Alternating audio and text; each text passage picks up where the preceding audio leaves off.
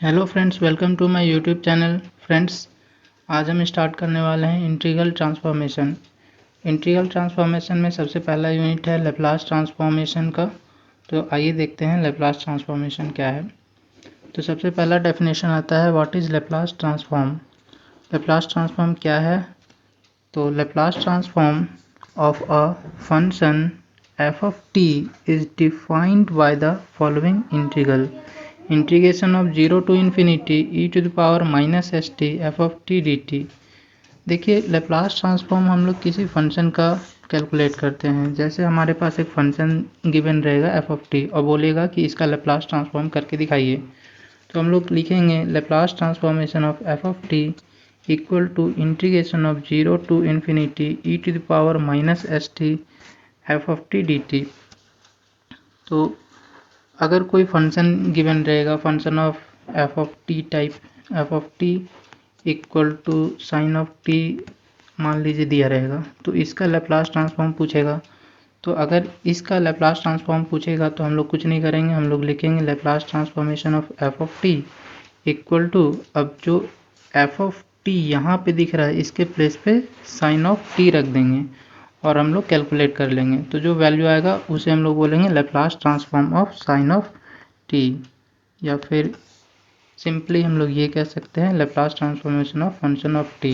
तो इसे ये एक फॉर्मूला है जिससे हम लोग लैप्लास ट्रांसफॉर्म निकालते हैं, और यहाँ पे जो एल है इसी को हम लोग लैप्लास बोलते हैं। तो Laplace transform of function of T is given by integration of 0 to infinity E to the power minus S T F of T D T.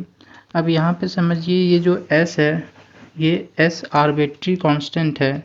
Simply constant की तरह आप ट्रीट कर सकते हैं, क्योंकि जो इंटीग्रेशन हो रहा है वो t के रिस्पेक्ट में किया जा रहा है। तो आप इसे आर्बिट्री कांस्टेंट समझ लीजिए, या अभी के लिए आप सिंपली कांस्टेंट भी समझ सकते हैं। तो ये हम लोग का इम्पॉर्टेंट फार्मूला है। सारा का सारा ट्रांसफॉर्मेशन, सारा का सारा लैप्लास ट्रांसफॉर्मेशन में इसी फार्मूले का यूज़ करके सॉल्व करेंगे। ठीक है, अब आगे देखिए। Next, Laplace transform of some function. अब देखिए, कुछ फंक्शन का लैप्लास ट्रांसफॉर्मेशन ऑलरेडी यहाँ पे हम लोग निकाल के रखे हैं। तो ये कुछ ऐसे ट्रांसफॉर्मेशन है, कुछ ऐसे फंक्शन का ट्रांसफॉर्मेशन है जो हमेशा यूज़ में आएगा, और इसी के हेल्प से हम लोग बाकी सारे ट्रांसफॉर्मेशन को कर पाएंगे। तो ये आपको याद होनी चाहिए। तो आइए देखते हैं कि कौन से फंक्शन का क्या लैप्लास ट्रांसफॉर्मेशन है। तो फर्स्ट है F of T equal to 1। अगर फंक्शन ऑफ टी 1 रहा तो इसका क्या लैप्लास ट्रांसफॉर्मेशन होगा? फंक्शन ऑफ टी 1 होने का मतलब यहाँ पे जो इंटीग्रेशन में हम लोग यूज़ करेंगे term, integration of 0 to infinity E to the power minus S T F of T D T. तो यहाँ पे जो एफ ऑफ टी है, इस एफ ऑफ टी के प्लेस पे अगर हम लोग 1 रख दें तो हम लोग का लैप्लास ट्रांसफॉर्मेशन क्या आएगा? यहाँ पे अगर वैल्यू 1 रख दें तो जो इसको सॉल्व करने के बाद आएगा वो आ जाएगा हम लोग का 1/s। अब यहाँ पे अभी आप लोग सिर्फ ये देख लीजिए कि इसका कौन से फंक्शन का लैप्लास ट्रांसफॉर्मेशन क्या होता है। इसके बाद हम लोग इसका 1/1 प्रूव भी करेंगे। तो सबसे पहले ये देख लेना है कि कौन से फंक्शन का लैप्लास ट्रांसफॉर्मेशन क्या होता है। इसी तरह अगर फंक्शन ऑफ टी हम लोग का e to the power minus A T रहा तो हम लोग इसका लिखेंगे 1/s minus A. Laplace transformation of T to the power n equal to gamma n plus 1 divided by s to the power n plus 1। यहाँ पे ये जो सिंबल है ये गामा का है, gamma n plus 1 divide by s to the power n plus 1। Next, sine A X. Sine A X का Laplace transformation क्या होगा? a divided by S square plus A square. Cos of A X equal to S divided by S square plus A square. Next, sine hyperbolic X. Sine hyperbolic X का Laplace transform क्या होगा? तो a divided by S square minus a square. अब यहाँ पे ये बात ध्यान में रखना है कि एस स्क्वायर जो है वो ए स्क्वायर से बड़ा होना चाहिए। इसी तरह कॉस हाइपरबोलिक एक्स का लैप्लास ट्रांसफॉर्म क्या होगा? s divided by S square minus a square. यहाँ भी एस स्क्वायर का वैल्यू ए स्क्वायर से बड़ा होना चाहिए। तो ये कुछ ऐसे फंक्शन है जिसका लैप्लास ट्रांसफॉर्मेशन हम लोग को हमेशा यूज़ करना है और इसी से बाकी सारे लैप्लास ट्रांसफॉर्म हम लोग निकालेंगे बहुत सारे अलग अलग फंक्शन का। तो अब देखते हैं इसका प्रूफ। जो भी यहाँ पे हमने देखा इन सभी का प्रूफ देख लेते हैं कि ये कैसे कैलकुलेट किया गया है। तो सबसे पहले देखिए Laplace transformation of F of T equal to Laplace transformation of 1। तो सबसे पहले हम लोगों ने देखा था कि 1 का लैप्लास ट्रांसफॉर्म क्या होता है, जो कि 1/s आया हुआ था। 1/s होता है लैप्लास ट्रांसफॉर्मेशन ऑफ 1 का। तो ये कैसे कैलकुलेट किया गया है, तो आइए देखते हैं। अब हमें पता है Laplace transformation of F of T का फॉर्मूला क्या होता है, 0 to infinity e to the power minus S T F of T D T, ये फार्मूला होता है। अब इस फार्मूले में एफ ऑफ टी के प्लेस पे हम लोग को 1 पुट कर देना है। तो चलिए देखते हैं 1 पुट करने पे क्या होगा। तो इसके प्लेस पे हम लोग 1 पुट कर देंगे एफ ऑफ टी के प्लेस पे। तो और इसके बाद फिर इसका इंटीग्रेशन कर लेंगे। तो इसका इंटीग्रेशन तो सिंपल हम लोग पढ़ के आए हैं, e to the power minus S T divided by minus S, क्योंकि यहाँ पे t के रिस्पेक्ट में इंटीग्रेशन हो रहा है और t का कोफिशिएंट माइनस एस है, तो इसलिए माइनस एस से डिवाइड करते हैं। अब इसका लिमिट सिंपली पुट कर देना है। तो लिमिट पुट करेंगे तो क्या आएगा, आइए देखते हैं। 1/s e to the power minus infinity minus e to the power 0। तो यहाँ पे देखिए -1/s और e to the power minus infinity का वैल्यू 0 होता है, minus e to the power 0 क्या होगा 1। अब इसको सॉल्व करेंगे तो क्या आ जाएगा, 1/s आ जाएगा, यानी कि लैप्लास ट्रांसफॉर्मेशन ऑफ 1 का वैल्यू 1/s होता है। Next Laplace transformation of e to the power 80। अब सेकेंड नंबर में ये था कि Laplace transformation of e to the power 80 क्या होता है। तो आइए देखते हैं इसका क्या होता है। तो देखिए हम लोग जो भी फंक्शन एफ ऑफ टी है, तो राइट साइड में जो इंटीग्रल है वहाँ पे हम लोग ये एफ ऑफ टी का value e to the power 80 रख लेंगे। तो ये रख दिए। अब हम लोग एक्सपोनेंशियल का रूल यूज़ कर लेंगे। एक्सपोनेंशियल में ये ऐड हो जाता है, तो यही कर लेंगे e to the power minus S T e to the power minus under bracket s minus A T D T. तो अब इसे कैलकुलेट करने के लिए फिर से हम लोग इंटीग्रेशन का फॉर्मूला यूज़ करेंगे ये, और इसके बाद इसका लिमिट रख देंगे तो आ जाएगा 1/s माइनस ए। तो ये इसका प्रूफ है। चलिए थर्ड नंबर देखते हैं। थर्ड नंबर का क्या था, Laplace transformation of T to the power N. तो Laplace transformation of T to the power N को कैसे प्रूव करेंगे, तो हम लोग रख देंगे फंक्शन ऑफ टी के प्लेस पे T to the power N. अब यहाँ पे हम लोग कुछ सब्स्टिट्यूट कर लेंगे और सॉल्व करेंगे। तो देखिए जो एस टी यहाँ पे दिया हुआ है, एस टी का वैल्यू x मान ले रहे हैं। तो अगर s t equal to x है तो यहाँ से t हम लोग कैलकुलेट कर लेंगे। तो t क्या आ जाएगा, x/x। अब इसके बाद हम लोग dt का वैल्यू फाइंड आउट कर लेंगे। dt क्या हो जाएगा, dx/s।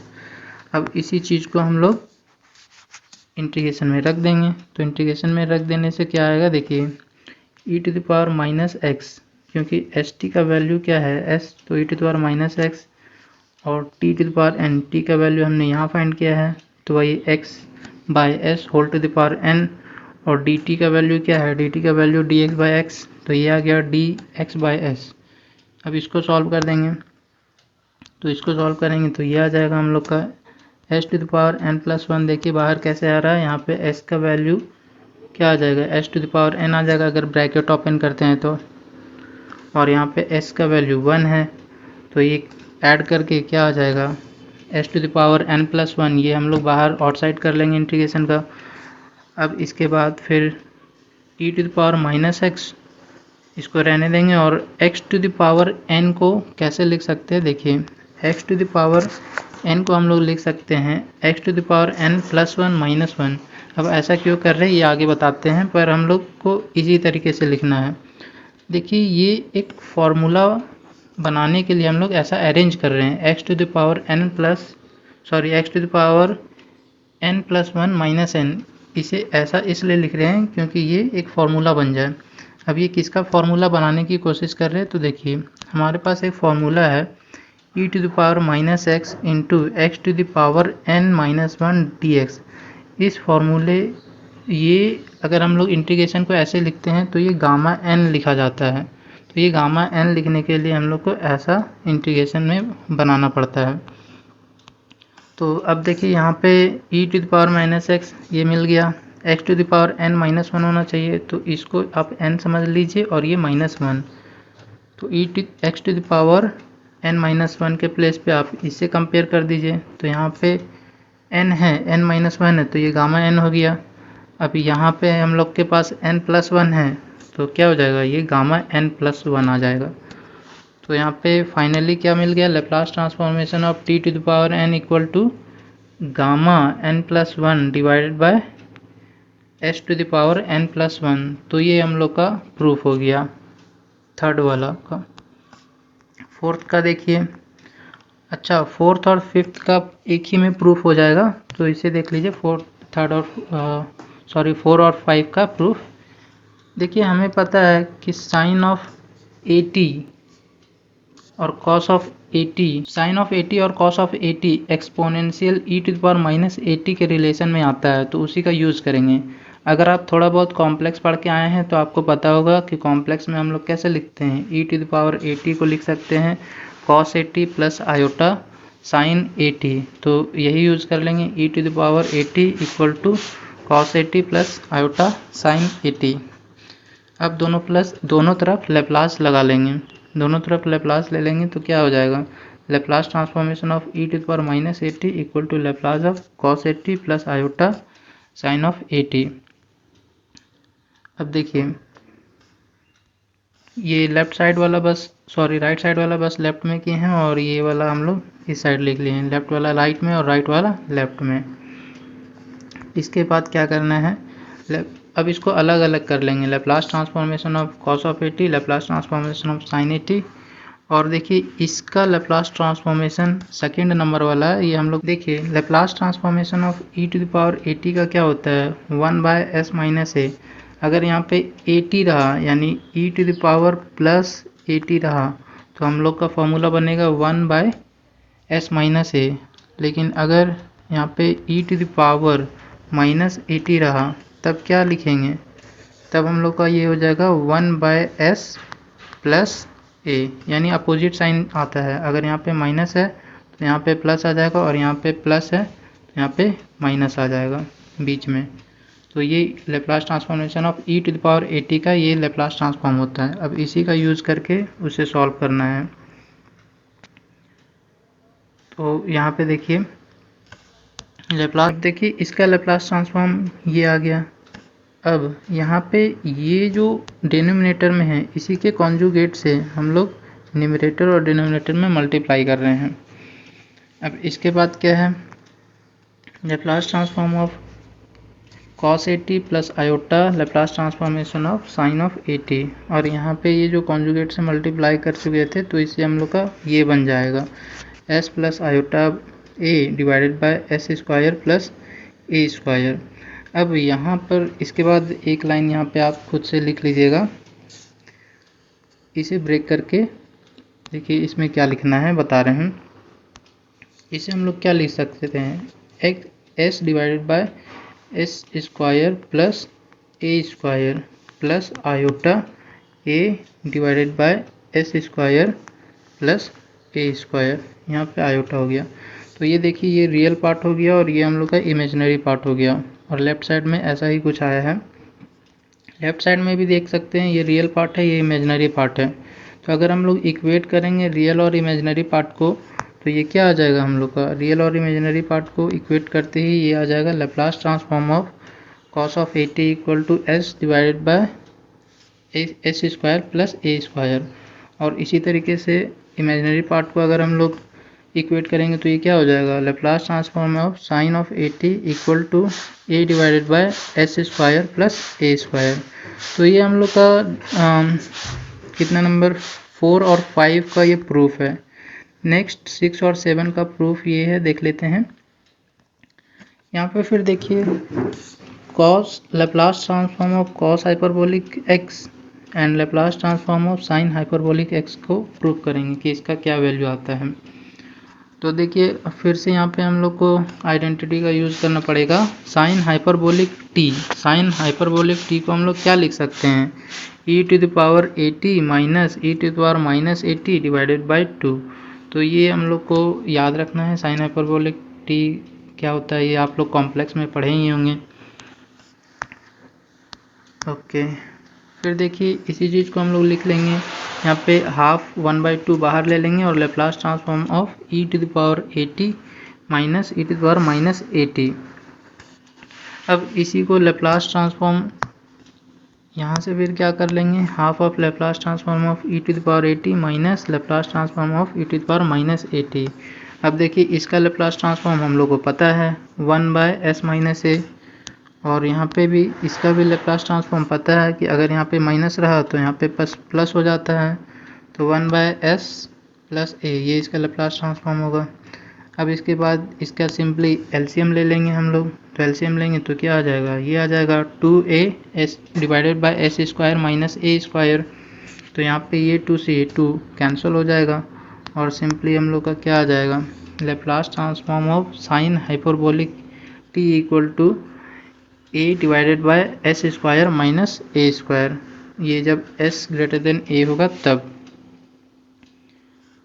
नेक्स्ट इसी तरह कॉस के लिए देख लेंगे कि कॉस हाइपरबोलिक टी का लेप्लास ट्रांसफॉर्म क्या होता है। तो देखिए यहाँ पे ये ट्रिग्नोमेट्री आइडेंटिटी ये आइडेंटिटी का यूज़ करेंगे और उसके बाद दोनों साइड लेप्लास ट्रांसफॉर्म को ऑपरेट कर देंगे। Laplace transform of cos of hyperbolic T. अब देखिए कॉस हाइपरबोलिक टी का ये जो फॉर्मूला था इधर भी ले लेंगे, लेप्लास ट्रांसफॉर्म ऑपरेट कर लेंगे। तो ये 1/2 आउटसाइड ले लेना है, बाहर ले लेना है, और उसके बाद क्या हो जाएगा, Laplace transform of e to the power a t और फिर Laplace transform of e to the power minus a t इसके साथ ले लिए। अब फिर से वही हम लोग को पता है कि Laplace transform of e to the power a t का क्या हो जाएगा 1/s माइनस ए, और Laplace transform of e to the power minus a t का क्या होगा 1/s प्लस ए। फिर सिंपली इसका एलसीएम ले लेंगे। तो एलसीएम क्या आ जाएगा 2s divided by s square minus a square. तो फाइनली हमारे पास आ गया Laplace transform of cos hyperbolic t equal to s divided by S square minus a square. तो ये पूरा हम लोग का प्रूफ है। जो भी ये फंक्शन था Laplace transform of some function, तो ये कुछ फंक्शन थे उनके लेप्लास ट्रांसफॉर्म और उसका प्रूफ। तो आज के लिए इतना ही, थैंक यू।